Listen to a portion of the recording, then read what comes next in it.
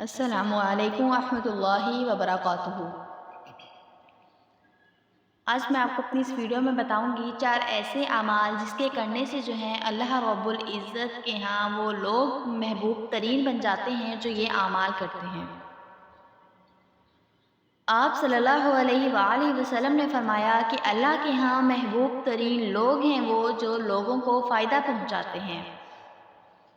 اور اللہ کے ہاں محبوب ترین اعمال یہ ہیں، یعنی کہ جو یہ اعمال کرے گا جو اللہ کو محبوب ہیں وہ اللہ کے ہاں محبوب ترین بندہ بن جائے گا۔ وہ محبوب ترین اعمال کون سے ہیں جو اللہ رب العزت کو پسند ہیں؟ نمبر 1 جو ہے وہ کسی مسلمان کو خوش کر دینا، یعنی کہ اگر کوئی بھی مسلمان جو ہے وہ پریشان حال ہے، کوئی مصیبت میں ہے، اس کو اس کی پریشانی سے نکال دینا، اس کی جو ہے مصیبت اس سے دور کر دینا، یعنی کہ ایسی کوئی بھی کام کر دینا، ایسا کوئی بھی بات کر دینا جس کی وجہ سے مسلمان جو ہے وہ خوش ہو جائے۔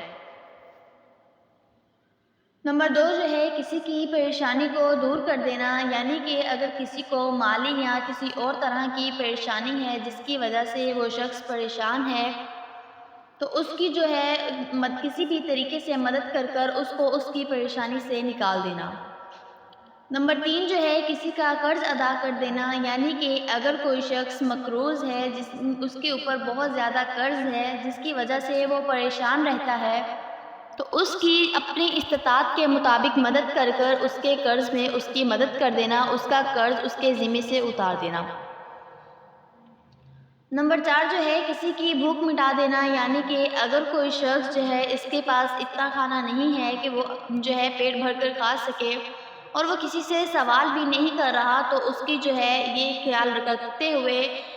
مسلمان ہے جو ہے اللہ رب العزت نے ایک دوسرے کی مدد کرنے کا حکم دیا ہے، یہ خیال کرتے ہوئے اس کی جو ہے بھوک مٹا دینا، یعنی کہ اس کو جو ہے اس کی اپنی استطاعت کے مطابق جتنا ہو سکے اس کی مدد کر دینا۔ یہ 4 اعمال ہیں جس کے کرنے سے اللہ رب العزت کو یہ اعمال بہت پسند ہیں، جس کے کرنے سے وہ بندہ اللہ رب العزت کے ہاں جو ہے وہ محبوب ترین بندہ بن جاتا ہے۔ اگر ہم اللہ رب العزت کے ہاں محبوب ترین بندے بن گئے تو ہماری دنیا بھی سمجھ جائے گی، آخرت بھی سمجھ جائے گی۔ تو مجھے امید ہے کہ آپ کو میری ویڈیو ضرور پسند آئی ہوگی۔ اگر آپ کو میری ویڈیو پسند آئی ہو تو میرے چینل کو سبسکرائب کر دیجئے، میری ویڈیو کو لائک کر دیجئے، زیادہ سے زیادہ کمنٹس کر دیجئے اور شیئر کر دیجئے۔ شکریہ۔